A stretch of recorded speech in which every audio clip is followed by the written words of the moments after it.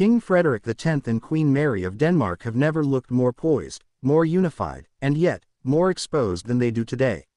What began as subtle palace whispers has exploded into a national, even international, conversation about royal responsibility, legacy, and healing. For months, the Danish monarchy has endured the pressure of a silent storm, a growing fracture within the royal house that refused to be ignored. Now, for the first time since taking the throne, Frederik and Mary have finally stepped into the light, offering a rare and revealing address to confront the family rift that has threatened to overshadow their reign. This story did not erupt overnight. It has been a slow burn, ignited by Queen Margrethe II's bold and controversial decision in 2022 to strip 4 of her grandchildren, the children of Prince Joachim, of their royal titles. At the time, the public reaction was divided. Some hailed the move as a forward-looking gesture in keeping with a modern monarchy, one that should streamline its core and reduce public expense. But others saw it as deeply personal, even cruel, a symbolic rejection of Joachim's branch of the family. The hurt was palpable. Prince Joachim, clearly blindsided, gave an emotional interview where he expressed pain and confusion over the decision, saying his children were being harmed and left out.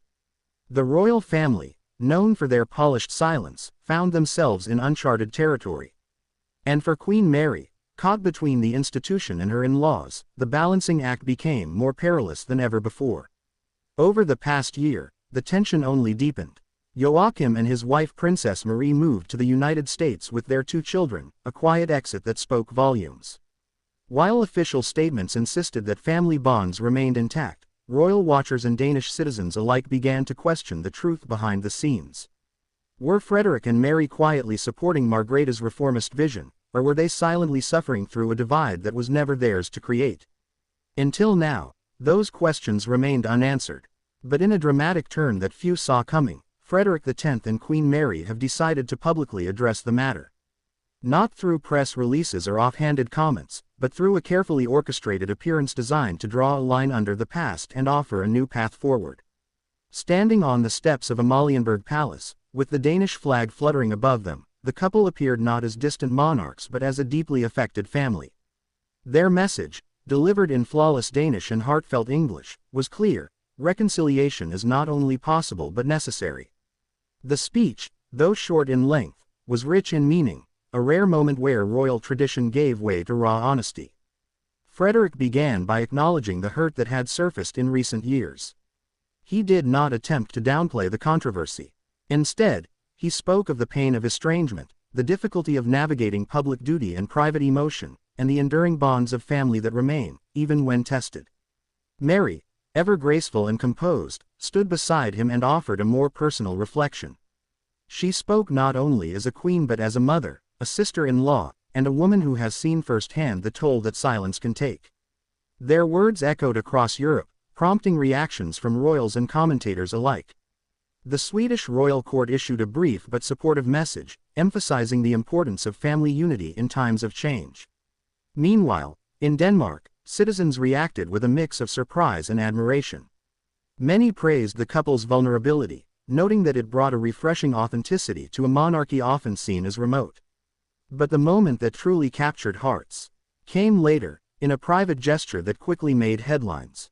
Following the public address, Frederik and Mary were seen arriving at Kastellet, Copenhagen's historic citadel, where they met privately with Prince Joachim and Princess Marie. No cameras were allowed inside. No official statements were made. But according to palace sources, the meeting lasted several hours and included all the children, young royals once at the center of controversy, now brought back into the fold. Insiders describe the mood as emotional but healing. For the first time in years, the family shared a meal, laughed together, and allowed the walls to come down. It was not a formal reconciliation, not yet. But it was a beginning, a recognition that healing requires time, honesty, and above all, presence. The significance of this cannot be overstated. Royal families rarely admit their divisions. They rarely offer the public even a glimpse behind the gilded curtains. But Frederik and Mary, in choosing transparency over tradition, have altered the tone of their reign. They have demonstrated that monarchy need not be static, that its power lies not only in symbolism but in humanity. This approach is not without risk.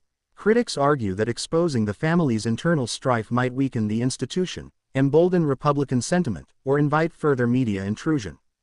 But others suggest the opposite, that by meeting controversy with candor, the Danish monarchy has shown an evolution that other royal houses struggle to achieve. Behind the scenes, sources suggest that Queen Margrethe herself played a quiet but crucial role in the recent developments. Though she remains largely out of the public eye since her abdication, her influence is still felt. According to one insider, it was the former queen who encouraged her son to seek peace, reminding him that leadership is not just about power, but about example. Frederik, long seen as a reluctant king with a modern soul, has taken that advice to heart. And Mary, whose popularity remains sky-high both in Denmark and abroad, has used her diplomatic grace to guide the family toward reconciliation. Together, they are shaping a monarchy that feels more transparent, more inclusive, and more real. The response from Prince Joachim has been measured but hopeful. In a short comment to Danish media, he expressed appreciation for the gesture, noting that, family is not always easy, but it is always worth fighting for. Princess Marie, equally reserved, added that, the past cannot be changed, but the future can be chosen. It is perhaps the most mature and grounded reflection on royal life to come from within the palace in years. And so, a new chapter begins. It is one not without its challenges. The scars of recent years will not vanish overnight. Trust must be rebuilt, relationships must be rekindled, and a new vision of family must emerge, one that honors tradition but embraces the complexities of modern life. Yet there is hope that the next generation, Prince Christian, Princess Isabella, and their cousins, will grow up in a royal house not divided by silence but strengthened by dialogue. Hope that monarchy, too, can learn, adapt, and rise above its own history. And hope that the people of Denmark will continue to see their royal family not as untouchable figures on a balcony, but as a mirror of their own joys, struggles, and reconciliations. As the sun set behind Amalienborg Palace that evening, the Danish flag still flew high, not just as a symbol of state, but of unity. In that quiet moment, something profound had shifted. And now, all eyes turn to what comes next. Will this family continue to heal? Will the monarchy emerge stronger for its honesty? Or will the pressures of tradition pull them back into silence? Only time will tell. But one thing is certain. Denmark has witnessed a royal reckoning, and it has left the kingdom forever changed. If you've made it this far, what do you think this bold move by King Frederik and Queen Mary means for the future of the Danish monarchy? Is this the beginning of a new era, or just a temporary truce in a deeper conflict? Don't forget to like, subscribe, share this video, and leave your thoughts in the comments. We want to hear what you think about the future of this royal family.